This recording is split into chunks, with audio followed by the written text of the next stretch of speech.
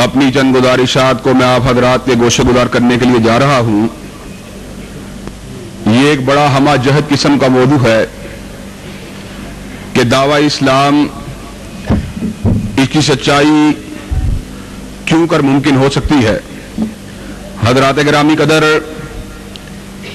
اور میں یہ بات سمجھتا ہوں کہ اسلام کا دعویٰ کرنا یہ ہر مسلمان کا حق ہے، اس لیے کہ جس نے بھی اللہ تبارک و تعالیٰ کا کلمہ پڑھا ہو، اس کی توحید کا اقرار کیا ہو، حضرت محمد رسول اللہ صلی اللہ علیہ وسلم کی رسالت اللہ الخالدہ کے اوپر اس کا یقین ہو، قرآن مجید کو مالک کائنات کی کتاب سمجھنے والا ہو، اور قبلے کی طرف چہرہ کر کے نماز کو ادا کرنے والا ہو، اس کو اس بات کا کامل اور مکمل حق ہے کہ وہ اپنے آپ کو مسلمان کہہ سکتا ہے۔ لیکن اس کا یہ دعویٰ ثبوت کے ساتھ جڑا ہوا ہے، جب تک وہ اپنے اس دعوے کی تائید میں ثبوت کو پیش نہیں کرے گا، اس کا دعویٰ صرف کھوکھلا ہوگا، عوام کی نظروں کے اندر تو مسلمان ہوگا، لیکن مالک کائنات اس کے اس دعوے کے حوالے سے اس سے بہت سی چیزوں کا طلبگار ہے۔ وہ چیزیں جن کی مالک کائنات انسان سے طلب رکھتے ہیں، ان کا خلاصہ اگر آپ حضرات کے گوشے گزار کیا جائے تو کچھ یوں بنتا ہے: اِنَّ صَلَاتِي وَنُسُكِي وَمَحْيَايَ وَمَمَاتِي لِلَّهِ رَبِّ الْعَالَمِينَ، بے شک میری نمازیں، بے شک میری قربانیاں، بے شک میرا جینا، بے شک میرا مرنا، سبھی کچھ اللہ رب العالمین کے لیے ہے۔ یعنی اپنی جملہ صلاحیتوں کو اللہ تبارک و تعالیٰ کی رضا کے لیے صرف کر دیے بغیر،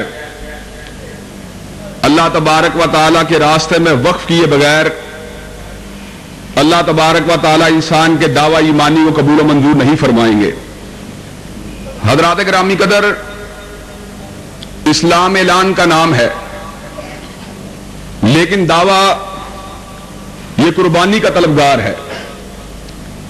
اسلام اظہار کا نام ہے، لیکن دعویٰ استقامت کا طلبگار ہے۔ اسلام اپنے قول کے ذریعے اپنے ایمان کے مقدمے کو پیش کرنے کا نام ہے، لیکن اس کا ثبوت اللہ تبارک و تعالیٰ کی بارگاہ میں کچھ اس طرح ہے کہ اللہ تبارک و تعالیٰ خود اعلان فرماتے ہیں کہ وَلَقَدْ فَتَنَّا الَّذِينَ مِن قَبْلِهِمْ، ہم نے پہلے لوگوں کو بھی آزمایا، ایمان کے دعوے کے اعتبار سے ان کے افعال کا جائزہ لیا۔ فَلَيَعْلَمَنَّ اللَّهُ الَّذِينَ صَدَقُوا وَلَيَعْلَمَنَّ الْكَاذِبِينَ، پھر ان کا امتحان لینے کے بعد اللہ تبارک و تعالیٰ نے جس طرح پہلے معلوم کیا، اللہ آئندہ بھی اسی طرح معلوم کرے گا کہ ایمان کے دعوے میں سچا کون ہے، جھوٹا کون ہے۔ حضرات گرامی قدر، کبھی کبھار یہ آزمائش، یہ امتحان انتہائی شدید ہوتا ہے، انتہائی طاقتور ہوتا ہے، اور کبھی کبھار اللہ تبارک و تعالیٰ منصب کی کمی کے اعتبار سے، ایمان کی کمی کے اعتبار سے، حوصلے کی کمی کے اعتبار سے، صلاحیت کی کمی کے اعتبار سے انسان کی آزمائش اس کے رتبے کے مطابق کرتے ہیں۔ انبیاء علیہم السلام ایمان کے علمبردار ہوتے ہیں، ایمان کے ترجمان ہوتے ہیں، ایمان کے حامل ہوتے ہیں۔ جو آزمائش ان کی ہوتی ہے وہ کائنات میں کسی دوسرے کی نہیں ہوتی۔ اسی طرح انبیاء علیہم السلام کے بعد جس شخص کا جتنا مقام ہوتا ہے، مالک کائنات اتنی ہی اس کی آزمائش فرماتے ہیں۔ حضرات، جو اللہ تبارک و تعالیٰ نے یہ بات کہی، احاسب الناس ان یترکوا ان یقولوا آمنا وہم لا یفتنون، کہ کیا لوگوں نے گمان کر لیا ہے کہ ہم ان کو آزمائیں گے نہیں؟ یہ اللہ تبارک و تعالیٰ نے بہت بڑی بات کہی ہے کہ اللہ ان کو نہیں چھوڑے گا. جو بھی ایمان کا دعویٰ کرے گا اللہ اس کو دعوے کو ثبوت دیے بغیر یا اس کا ثبوت لیے بغیر اس کو نہیں چھوڑے گا. وَلَقَدْ فَتَنَّا الَّذِينَ مِن قَبْلِهِمْ، پہلے بھی اللہ تبارک و تعالیٰ انسانوں کو آزماتے رہے. وہ لوگ بھی ہم جیسے گوشت پوش کے لوگ تھے،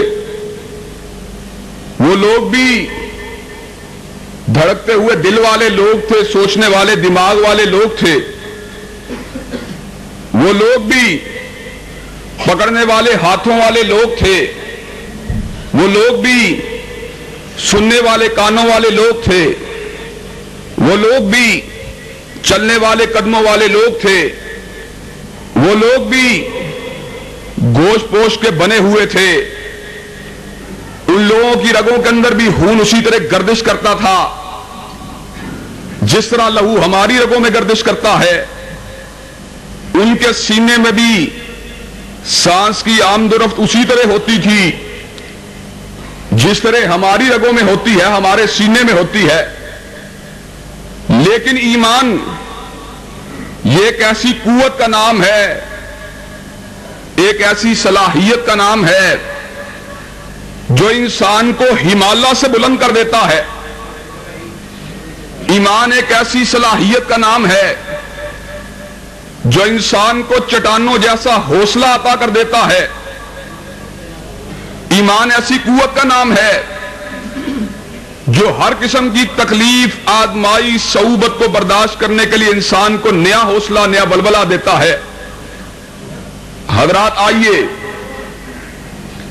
ذرا اللہ تبارک و تعالیٰ کی اس بات کے اوپر غور کرتے ہیں. وَلَقَدْ فَتَنَّا الَّذِينَ مِن قَبْلِهِمْ، کہ ہم نے پہلے لوگوں کی بھی آزمائش کی تھی. حضرات ان آزمائش کے اوپر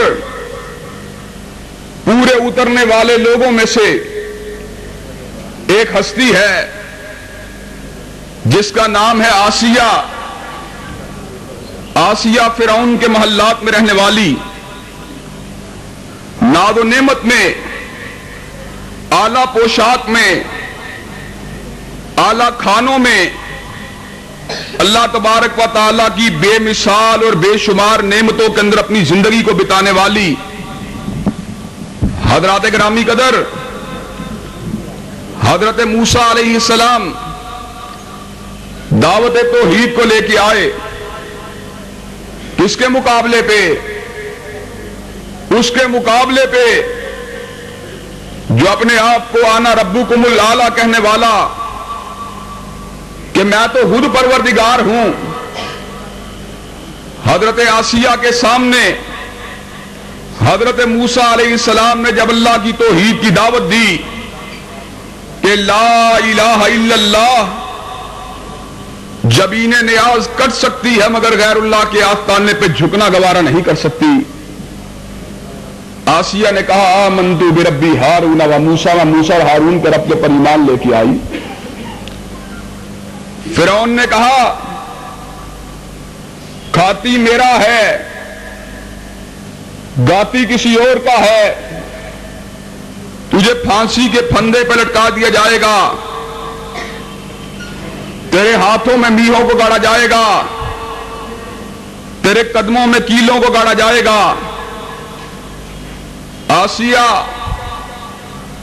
ایمان کے مزے کو چکھ چکی تھی، نعمت ایمان سے بہرور ہو چکی تھی، ایمان کی لذت و حلاوت اس کے دل و دماغ کے اندر رس اور بس چکی تھی.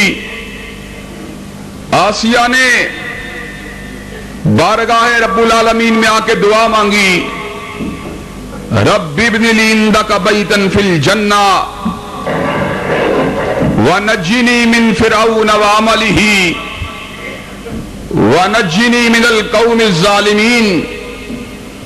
اللہ، میں نے ایمان کی نعمت کو چکھنے کے بعد فرعون کے محلات کو بلا دیا، فرعون کی ناز و نعمت کو بلا دیا، فرعون کے دیے ہوئے لباسوں کو بلا دیا، اللہ میری نگاہ فرعون کے محلات پہ نہیں ہوتی بلکہ جنت کے بالاخانوں پہ ہوتی ہے۔ اللہ میری نگاہ فرعون کے لباس پہ نہیں ہوتی بلکہ حریر و دیبا کے لباس پہ ہوتی ہے۔ اللہ اب میری نگاہ فرعون کی زیارت کی طلبگار نہیں بلکہ وجوہ یومئذ ناظرہ الی ربہا ناظرہ کے مصداق میری نگاہ تیری زیارت کی طلبگار ہے۔ اللہ میری نگاہ محل کی دیواروں سے آ کے لگنے والے ہوا کے جھونکوں پہ نہیں ہوتی۔ اللہ اب اگر میری نگاہ ہوتی ہے تو اس موسم پہ ہوتی ہے جس کے بارے میں تو نے اعلان فرما دیا لا یرون فیہا شمسا ولا زمہریرا کہ جنت کے اندر نہ تو سورج کی تپش ہوگی نہ زمہریر کی ٹھنڈک ہوگی۔ اللہ آسیہ دعا مانگتی ہے تو یہ مانگتی ہے رب ابن لی عندک بیتا فی الجنہ، اللہ میں نے فرعون کے محلات کو چھوڑ دیا، اللہ اپنے پاس میرے لیے گھر کو بنا دیجئے۔ وَنَجِّنِي مِن فِرْعَوْنَ وَعَمَلِهِ وَنَجِّنِي مِنَ الْقَوْمِ الظَّالِمِينَ، اللہ مجھے فرعون کے ظلم سے بھی بچا لیجئے اور ظالموں کے ظلم کے شکنجے سے بھی مجھے رہائی عطا فرما دیجئے۔ حضرات آسیہ نے دعا مانگی، مالک کائنات نے کیا کیا؟ جب آسیہ کے پر شہادت کا وقت آیا مالک کائنات نے آسیہ کے سامنے سے پردوں کو ہٹا لیا، جنت میں اس کے لیے بنائے جانے والے محل کو اس کے سامنے فرما دیا۔ اللہ نے اس امر کا اعلان فرما دیا آسیہ تو نے میری رضا کے لیے فرعون کے محلات کو چھوڑا ہے، آخرت کے دن کے آنے سے پہلے پہلے اپنی شہادت کے وقت اپنے محلات کی زیارت کر لو۔ وَلَقَدْ فَتَنَّا الَّذِينَ مِن قَبْلِهِمْ، اللہ پہلے لوگوں کو بھی آزماتے رہے۔ حضرات گرامی قدر، آؤ پہلے لوگوں میں سے ہی ایک عورت کا ذکر کرنے والا ہوں جو خادمہ تھی فرعون کے محل کے اندر، دو جوان بچوں کی ایک چھوٹے بچے کی ماں تھی۔ فرعون کی بیٹی کے بالوں میں کنگھی کر رہی ہوتی ہے، دعوت موسوی کو سمجھ چکی ہے، کہتی ہے بسم اللہ، اللہ کے نام سے۔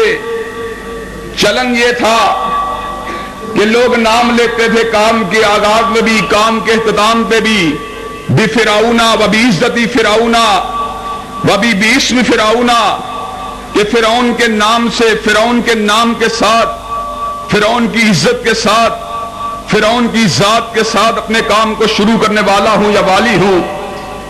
فرعون کی بیٹی کے بالوں میں کنگھی کر رہی ہے، کہتی ہے بسم اللہ، اللہ کے نام سے۔ فرعون کی بیٹی نے کہا تو نے کس کا نام لیا؟ یہاں پہ لوگ میرے باپ کا نام لیتے ہیں۔ کہا میں نے اس پروردگار کا نام لیا جو تیرا بھی رب ہے، تیرے باپ کا بھی رب ہے، میں نے اس کا نام لیا کہ فرعون ابھی دنیا میں نہیں آیا تھا تو تب بھی پروردگار عالم موجود تھا، فرعون دنیا سے چلا جائے گا تب بھی موجود ہوگا۔ کہا میں اپنے باپ کو تیرے بارے میں بتلاؤں گی کہ تو نے اس کی خدائی کو چھوڑ دیا ہے۔ کہا میں نے حقیقت کو پہچان لیا ہے۔ وَلَقَدْ فَتَنَّا الَّذِينَ مِن قَبْلِهِمْ، اللہ نے آزمائش کی، جو اہل ایمان ہوتے ہیں وہ ایمان کے دعوے میں سچے ہوتے ہیں، وہ تکلیفوں کو سہ لیتے ہیں، وہ مشقتوں کو جھیل لیتے ہیں، وہ اذیتوں کو برداشت کر لیتے ہیں، لیکن راہ الہ سے وہ ہٹنا گوارا نہیں کرتے۔ حضرات گرامی قدر، فرعون کی بارگاہ میں مقدمے کو پیش کیا گیا، اس خادمہ کو لایا گیا۔ فرعون نے کہا تم کیا سمجھتی ہو